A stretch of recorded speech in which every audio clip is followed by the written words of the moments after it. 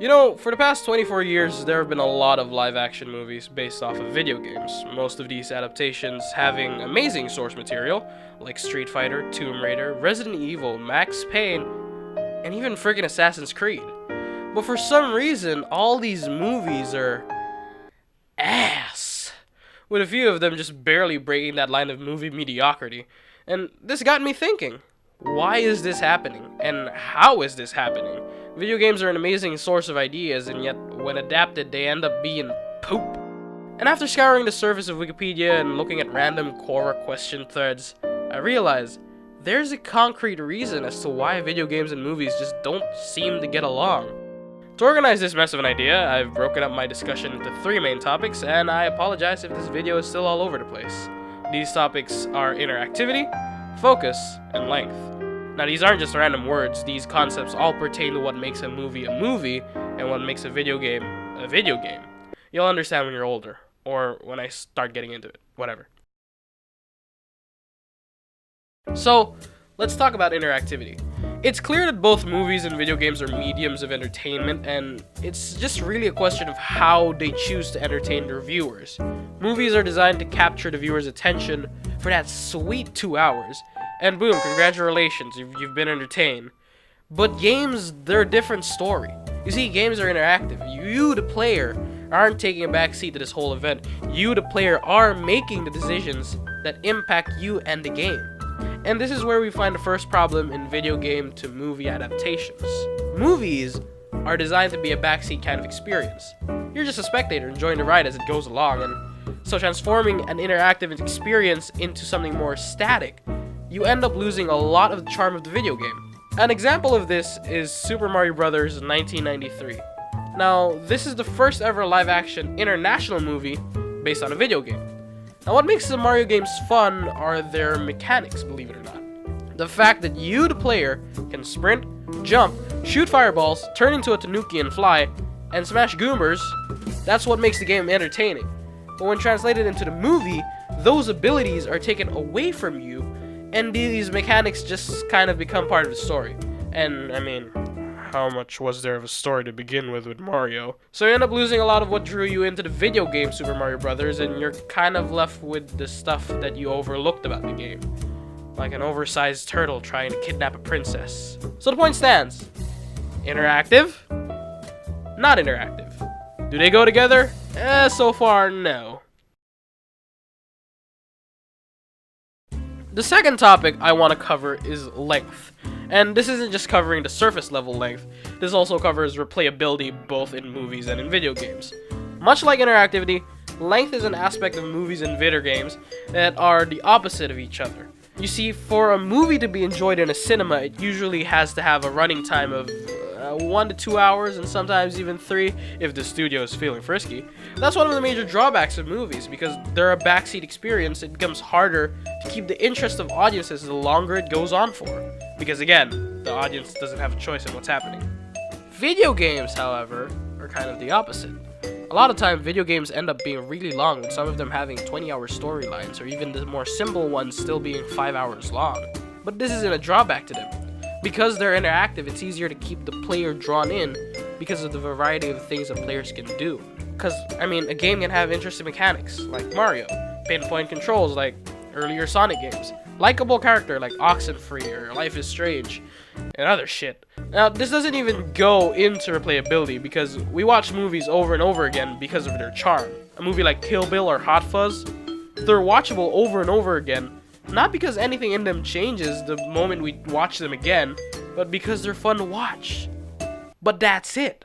Video games have multiple reasons to replay them. I mean, you could be doing a completionist run this time, or maybe you're choosing a different choice in the storyline, or just a different strategy to play the game, which would result in a different experience all in all.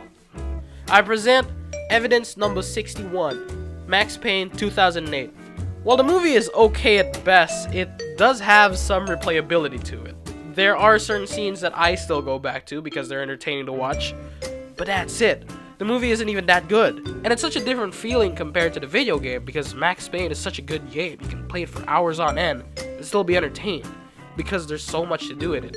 You know, considering the fact that it was released in this year. Show the year on screen right now. And that's the problem with length. When you take a video game that's 10 hours long and condense all that character development, story, and conflict into an hour and 40 minutes, you end up cutting away the things that players loved about the game, or just end up changing it completely. And that sucks. As a bit of an intermission, I know it sounds like I'm just complaining about how bad movies based on video games are, but there is a point to this, which I will get to. Okay, let's continue the video. Finally, and what I think is the biggest reason why video games and movies don't get along well is focus. Or in other words, the goal of the studio or the developer. Movies and video games have very different focuses, which are dictated by, the other smaller aspects of what makes a movie and what makes a video game, but that's a topic for another day. Point is, a developer for a video game is clear about what kind of video game they want to create, same with how a movie director is clear on what kind of movie he wants to make. The problem is in translating this into a different medium.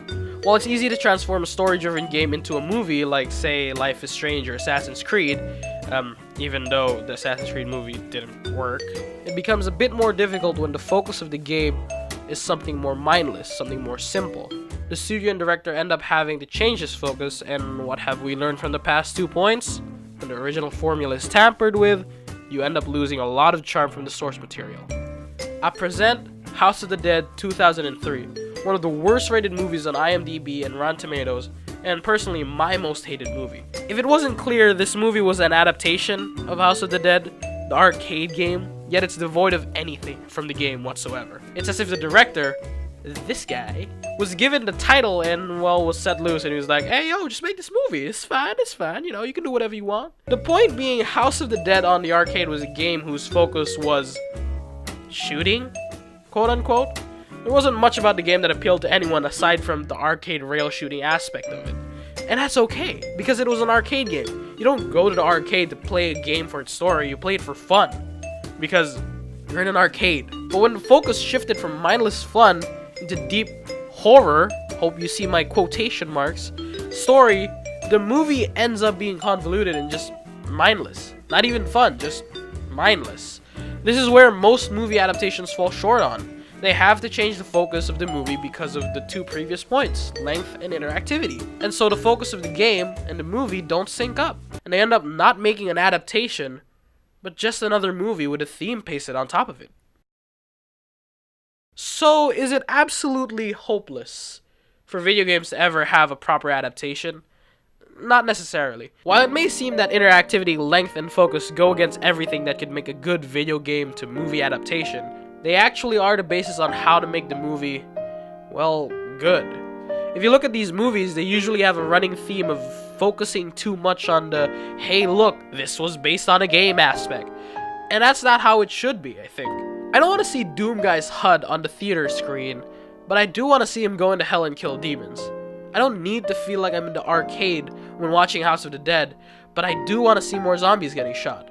What I'm trying to say is movies need to take the parts that would be good as a movie and forget about trying to emphasize the fact that the movie was based on a game. Just to close this point, I present evidence number 69, Scott Pilgrim vs. the World. It's kind of cheating because the movie is technically based on a comic, but the movie has video game motifs, so, it kind of counts. But what this movie did, instead of making it feel like a video game, they just made a good movie.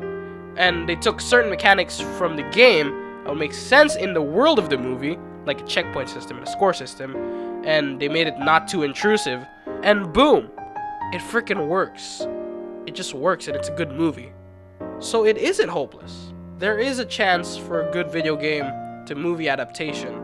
Hollywood just needs to get the formula right. And you know what? I just want to point out, the new Tomb Raider movie that's coming out, the trailer looked pretty good, and who knows, maybe Hollywood's gonna get it right. Just saying. Anyway, I hope this video made even the slightest sense, but I love games, and I love movies, and I just want these 2 mediums to make sweet love and succeed. You know what? I'm still hopeful. I hope you enjoyed this video, and if I got anything wrong, be sure to tell me, because I have a feeling I got a bunch of stuff wrong, and I'll wallow in my failure and try to correct it. Or something. I don't know.